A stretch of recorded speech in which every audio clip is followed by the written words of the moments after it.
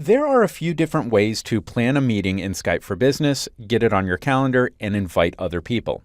In this movie, we'll do that using the calendar tool on the Office 365 website. This is the option that will work for both Mac and Windows users.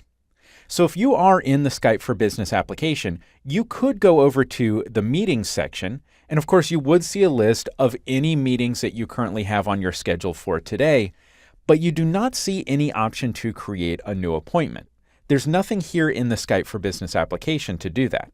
So remember, most people sign into Skype for Business using an Office 365 account. So scheduling and communication are easily handled by other Office tools, like Outlook or the Office 365 website, which is what we're going to look at. So I'm going to go into my web browser. I already have the Office 365 website loaded. You can get to this by going to office.microsoft.com. You can also see that I've already signed in. So this is where you might go to work with your mail, your address book, and your calendar for your Office 365 account, among other things. But let's go straight to the calendar. This is where we'll schedule our meeting. You can see that my calendar is currently empty for this week. I am looking at the week view. You can do this in any view. What we want to do is start by adding a new appointment. So I'm going to click on this New button near the top of the window, and I'm going to start filling in the information. The name of this appointment will be Strategy Meeting. I'm going to leave the date for today. That's when I want to schedule the meeting. And let's set some times. So I want to start at 1 o'clock, and I want it to be an hour long, so I'm going to set it to end at 2 o'clock. And then there's a bunch of other calendar-related stuff you might want to take a look at. There is a text field down here at the bottom for notes. That's going to be important in just a moment, but for now, I'm going to leave that alone. So I've filled in this information for this appointment, but so far this is just a normal appointment for me on my own calendar. Up at the top of this window, you should see a button that says Skype Meeting. Now, if you do not see that option, you might need to add other people to the event first. So we're going to come back to this. For now, let me add some other people to the event. So I'm going to go to this section on the right labeled People, and I can just search for a few people. So we want Stuart. That's somebody in my organization. I can search for his name, found him here, click on him, and he's been added to this appointment. And let me also add Leah. And then I want to add a third person, but I'm going to do something special with this third person. This is going to be a person who is not in my organization and who does not already use Skype for Business. And I want you to see that that is something that you can do. And later in this chapter, we'll see more on that. So you can simply type in somebody's email address if you want to add them if they're not already a Skype for Business user, and that will work just fine. So I actually have somebody here in my address book. I'm going to add this person. Okay, so now I have 3 people added to this appointment. Now, when you convert a normal appointment into a meeting by adding people, a few things change. We used to have a Save button up here in the top left. Now it's changed to a Send button, because this appointment is now a meeting, and when we save it, it's going to send an invitation to the people we've added to the meeting. And if we scroll down, this text field that was just a field for notes when it was just an appointment is now going to become the body of the email that's going to be sent to these people who I'm inviting to this meeting. Okay, so I've turned an appointment into a meeting, but it's still not a Skype meeting until I go to this button up here near the top of the screen. If you did not see this before, after adding some people to the meeting, you should see it now. So if you click on this, it's actually a little menu with one item. I'm going to hit this button that says Add Skype Meeting. And now a little bit has changed, but it's not really that obvious until we scroll down to that text field. This is what I said would become the body of the email when I send the invitation. Now it has information about that Skype meeting. So now I've added attendees, I've added the Skype meeting information. Before I send this, I should double check and make sure that there are no scheduling conflicts. So I want to go back over here to the People area, and I'm going to hit this button that says Scheduling Assistant. And I can see a quick look at the other people's calendars of people who I've invited. Here's my calendar for today, here's Stuart's, and there's Leah.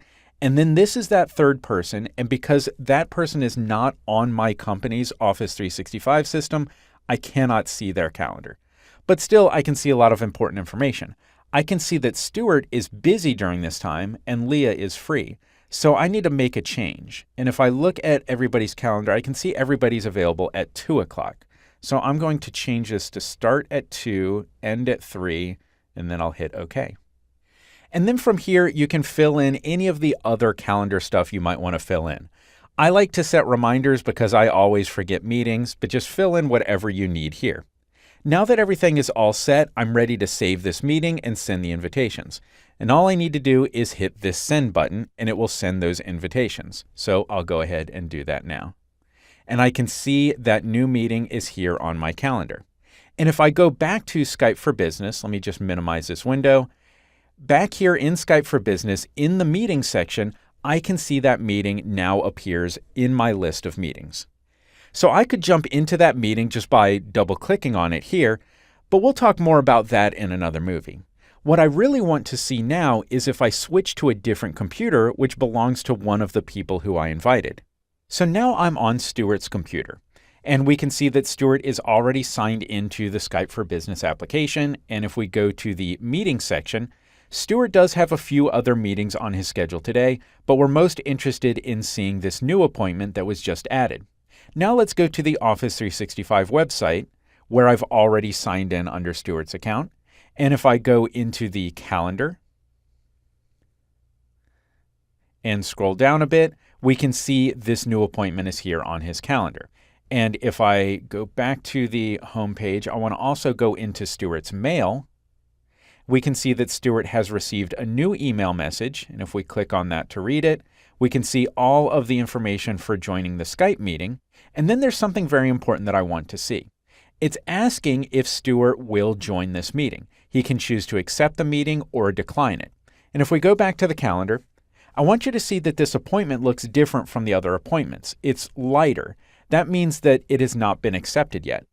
So Stuart should accept or decline this meeting, which he can do by clicking on the meeting here and then choosing to accept or decline it, or he could do the same thing here in the email message. So either way, I'm going to hit accept. I'm going to choose to send the response now, which means it will send a message back to the person who organized the meeting to let them know that Stuart has accepted it. So we'll do that. Send response now. That meeting has been accepted. Now if I go back to the calendar, I can see that it is solid and it looks like all of the other appointments on his calendar. So that's how people are going to receive and accept or decline these appointments. One last thing I want to look at, I want to switch over to the computer that belongs to the person I invited who is not on an Office 365 account. Okay, so now we're on a different computer. This is the computer that belongs to the person who I invited who does not have an Office 365 account. So obviously this person does not have Skype for Business installed, and we're not looking at Office 365 email. We're just looking at whatever email account that person has. But you can see that person did receive the email invitation. So I can click on this email message and you can see the invitation information is here. And we have what we need to join in on that meeting. But I'm going to stop here. This is a topic for another movie in this chapter. There's another movie where we're talking about how you can join a Skype for Business meeting even if you don't have a Skype for Business account. So that will be covered in another movie. So if you plan to use Skype for Business to plan online meetings for your team, then the scheduling part will be very important. Now you know one option for getting the meeting on the schedule and sending invitations to your team members. In another separate movie, we'll also look at how to use the Outlook desktop application to schedule a Skype for Business meeting.